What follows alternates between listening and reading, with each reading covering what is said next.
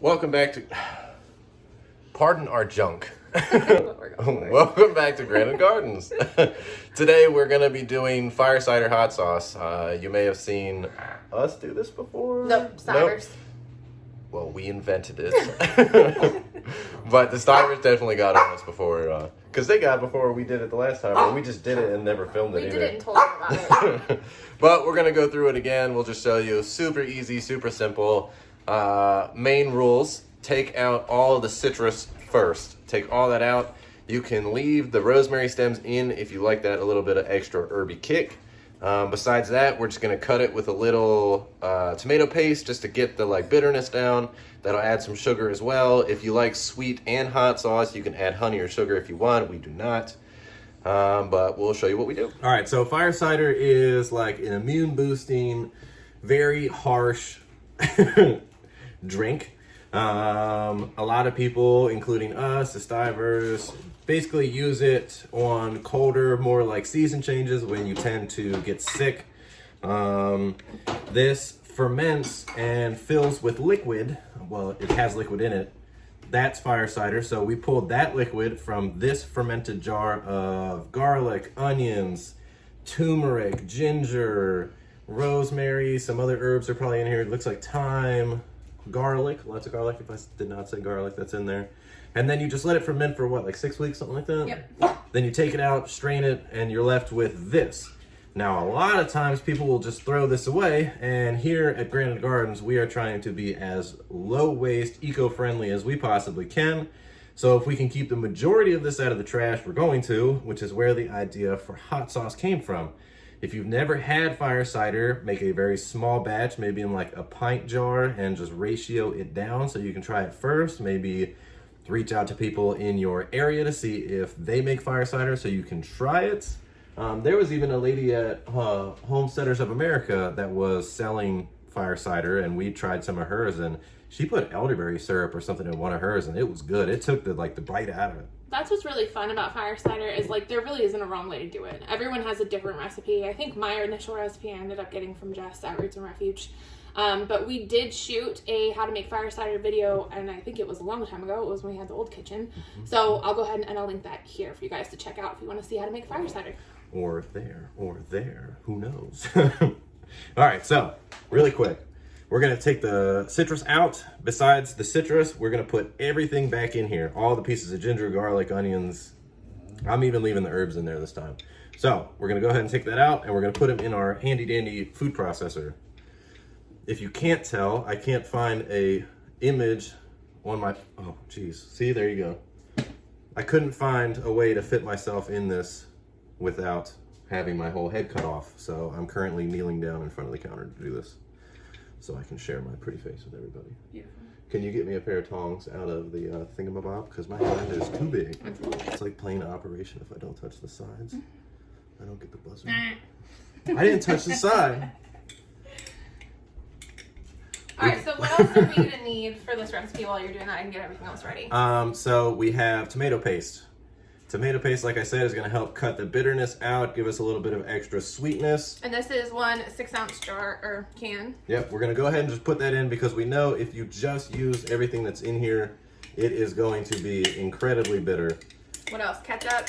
Ketchup is, once we start reducing this down in the stock pot, we're going to reduce it down, concentrate these flavors even more, and you're going to taste it at that point. Once it's reduced down a little bit, we usually reduce it down by maybe a quarter. So everything's going to get further infused, and then if it is still too bitter, too hot, too whatever, you just add ketchup, thins it out, makes it more of a sauce.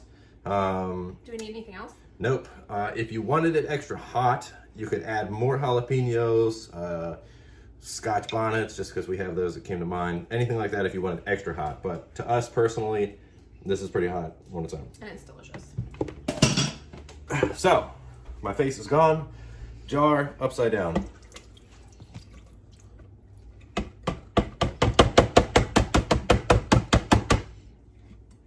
So, big old pieces of ginger. The color in here that's really orange is from all the turmeric. And that's it. Definitely make one final look for any citrus that may be in there because you do not want that in there. Lid on.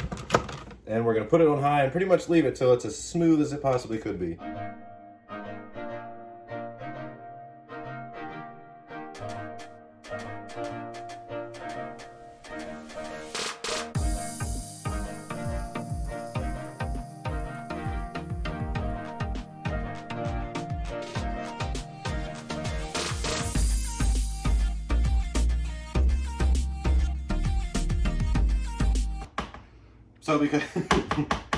So because this is a little dry, we're just going to go ahead and add the tomato paste now, hoping that will give it a little bit of extra oomph.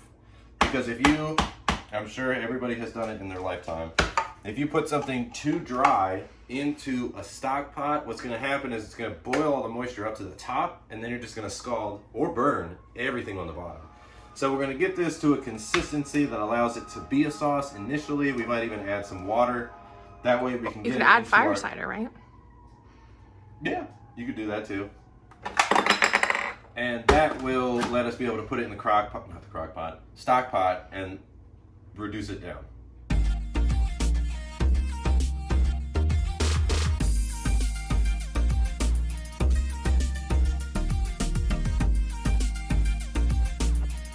One good thing about never throwing stuff away, because I keep telling Melissa not to throw my cowboy candy juice. This is basically nothing but sugar, vinegar, and there is some peppers in there, and we're gonna throw all this in there, and that'll help this reduce in the pan, plus add some extra heat, plus some bite. Plus, like I said, we are as low waste as we possibly can be.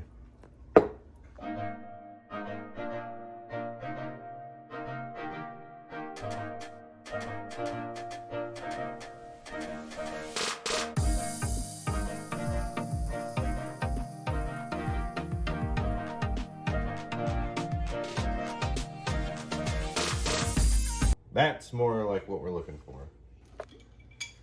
So we added the cowboy candy juice. You can do that if you want, you don't need to. I'm just gonna put a little bit more liquid in here. This was actually the fire cider. We're gonna give this one last quick pulse, and then we're just gonna transfer it over to our stock pot. What you might even could do with this, feel free to make this your own. By no means are we saying this is the only way to make fire cider hot sauce, because I mean, we already changed it from the last time we made it. But just thinking off the top of my head that would make this kind of cool is you could take your leftover pickle juice and stick it in here to give it a little bit of extra something weird, something funky. I love pickles. And the cool thing is you can actually just add water to this and use it as a marinade. Thought about that as well. So we're just gonna take it over and stick it in our stock pot.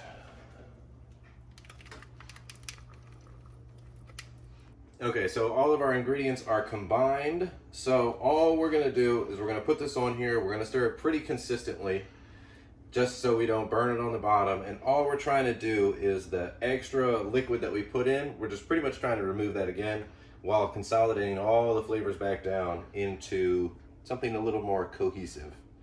So you can see, I mean, it's almost like, didn't the Cider say salsa? It is almost like salsa, but it tastes way better. Okay, so we reduced it down enough. We're just going to transfer this into our jar. This may or not fit all in one jar, but if it doesn't, that is okay. We will just get another one.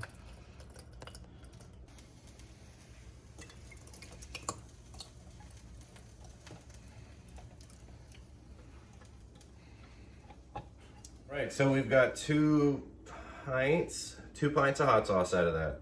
Now, one thing to note, you could can this if you wanted to. Again, we heated it, so the fermentation process is now completely stopped, if it had not already been. So we only do that to concentrate the flavors a little bit more because I really like hot sauce, I really love hot sauce, but I really like fire cider too. So having it in a hot sauce, she loved this last time as well, so I know she'll eat it. If you wanted to, you can blend all the ingredients together without actually heating it up again to concentrate the flavors if you're okay with the way they are. And you can actually have this as a hot sauce and still keep the fermented benefits from all the stuff that's been fermented in there. because technically I don't think this will continue to ferment. If you did go ahead and can it, you would stop the fermentation process. But if you just put it in the refrigerator, you'll slow it down to the point where it's almost stopped, but at least it will retain those extra benefits if there are any beneficial microbes or bacteria. What do they call those? Probiotics. But we're gonna go ahead and put lids on these, and we're probably gonna eat them as soon as possible. Well, we have to do a taste test. I already had a taste test. Did you? I did. Me? Yep, you're the taste test. Watch your face. Does it need anything? No, it's definitely, it's interesting. Tyler did mention, he's like, wow, that's really, not garlic. Gingery. It's really gingery. We did put a lot of ginger in there. This is different. This is really cool. I like it. Like at first, I feel heat at first. And then the ginger kicks in, and that gets like there's a lot of flavor there, which is like a completely different flavor profile from what you first taste. And then it kind of wears off. Like I don't have an uncomfortable burning in my mouth or anything. Like it's really good. Well, one, the tomato paste, that's exactly why we put that in there. If you don't put the tomato paste in, it will have that full-on fire cider punch. Yeah. Which, if you take fire cider, you know you're not going to sit there and drink a cup of it. Zach, I know you probably would. So did you put ketchup in here? No, this time we didn't need it because it wasn't as bitter as it was last time. But No, the last batch that we did that with, there was a lot more jalapenos in it than this one was. Yeah. So as you make this, you may put a little bit of this, a little bit of that, or a little bit less than you're normally used to. So you can just adjust it as you go. But the citrus peels have to come out, otherwise it's going to be too bitter to eat. And you could leave the tomato paste out. I just like it because it rounds it out. It makes it something much more pleasant than just getting smacked in the face every time you want to eat something. Try some fire cider hot sauce, Nico. You'll clean that up. That's awesome though. Yeah, and again, like just for the benefit of not having to throw away a bunch of stuff that no waste. Like to have another use for it, and it's delicious. And like you can literally put that on anything. And I liked the ginger profile to it too, because like we were talking as we were making it, like, oh, that could like almost be Asian-y. Like maybe if you add like soy sauce or whatever, like so if you were making an Asian dish, you know, you could implement some of this into it. Like the opportunities are endless. I still think marinades, even if you don't want to make the hot sauce, you don't want to use the tomato paste, just grinding all that up and just slapping it on fish, pork. I probably wouldn't do it on steak, but fish, pork, chicken, for sure. I would. She's the one that doesn't want anything on her steak. Just a few granules of seasoning, but now she's ready to crust it with fire cider. It's good. Okay, so we're gonna go ahead and just put the lids on these, throw them in the refrigerator because it won't last enough for us to can. And that is a wrap on the fire cider hot sauce. I'm so glad we finally did this video. Yep. I put the Christmas lights up today. That'll be in a different video though. All right, so as always, thank you so much for watching Vlogmas Day X. Yep. It all blends together at this point. But thanks for watching. Subscribe, like, all the good stuff, and we look forward to sharing more with you soon.